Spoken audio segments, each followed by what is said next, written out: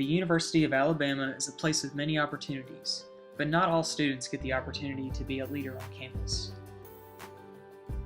Students who work for housing and residential communities live in the residence halls and work to promote a sense of community in their buildings. The stories of Aaron, Andrew, and Sarah show just how influential these roles can be in the lives of student leaders. My name is Aaron Brazelton. I am studying secondary education, language arts, and education policy. I'm a really big education advocate. I decided to come to the University of Alabama primarily because of the scholarship, but secondarily because of the awesome opportunities that they offer in the College of Education. My name is Andrew Sprisa. I grew up in Birmingham, Alabama, and I'm a junior this year, majoring in marketing. And I came to UA because it was one of the universities that I visited that I felt most connected to, and it really felt like the best place that I could call home away from home. My name is Sarah Zales. I'm from Athens, Alabama. I'm a dual degree student, and I'll be receiving triple majors in management, marketing, and Spanish. One of the main reasons I came to UA was for the International Honors Program. UA had such great connections to study abroad. Just the culture of the campus. You know, I never thought I'd be one of those people who came to campus and thought, oh, I'm going to school here. But I came and fell in love with it and been happy ever since. The stories of these student leaders translated into some shared themes: increasing sense of community, open communication, increasing sense of agency, and balance between all areas of life. These themes culminated in a new theory for the cognitive development of student leaders in a residential setting, the 3 I's. The first I is individualism. Most student leaders with housing enter their position for their own professional growth.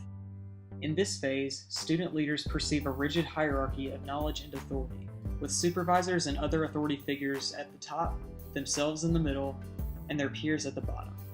Knowledge is seen as technical and information-based. Communication is top-down and mostly closed, and the leadership role is seen as discrete from other life areas.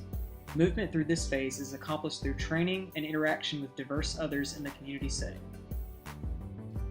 I definitely have strong opinions, and so that was something that I really learned about. That the training we go through to be able to prepare for that kind of situation has definitely made me more aware of the fact that while previously I didn't really understand that I did have very strong viewpoints, but understanding that I did and how to properly go about voicing those opinions while also not discouraging anyone else. The second I is interdependence. As student leaders interact with their floor communities and coworkers, they begin to realize the necessity of acknowledging diverse viewpoints. In this phase, student leaders begin to view authority figures as people with whom they can communicate more openly. The rigid hierarchy begins to flatten out as student leaders realize that their lived experience translates to knowledge that is just as valid as that of authority figures, which in turn allows them to view the knowledge of their residents and peers as more valid. Knowledge is seen as more qualitative, and they see the roles of authorities, student leaders, and peers as more interconnected.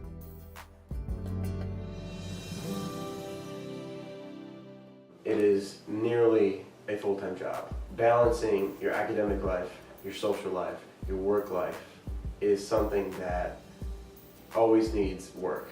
It all ties in together, and it helps you in an environment to where you have to learn how to effectively prioritize. The third I is integration. By effectively balancing multiple areas of their lives, student leaders recognize the transferability of their understanding of knowledge and agency gained in their leadership role to other life areas. Authority figures are humanized, peers are respected and acknowledged, and the many areas of a student leader's life are merged into one continuous experience. Student leaders perceive authority figures, themselves and other student leaders, and their peers as equal shareholders of qualitative knowledge in a unified community setting, reflective of the lived experiences of the knowledge holders. The continuing existence of technical knowledge and the experience of student leaders that some ways are more valid than others allows them to view knowledge as contextual.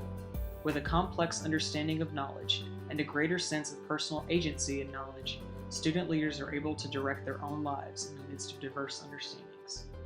Being a student leader, especially in a residential communities, you are forced to work with other people that have different viewpoints than you, but that's exactly how it is in the real world. And so these lessons that we learn in the residence halls directly affects what we're being taught in an academic setting. But the lessons that I learned in housing directly influence my academic life, but also my personal life as well. The cognitive development theories of Perry, Bellamy, Goldberger, Tarul, and Clinchey, and Baxter-Magolda provide a foundation on which to view this emerging theory. Perry's theory of intellectual and ethical development explains the process through which students transition from simplistic to more complex ways of thinking. Bellamy and colleagues' theory on women's ways of knowing explores the development of cognitive complexity in women, using Perry's theory as a framework. Baxter-Magolda's epistemological reflection model also explores this complexity through gendered ways of knowing.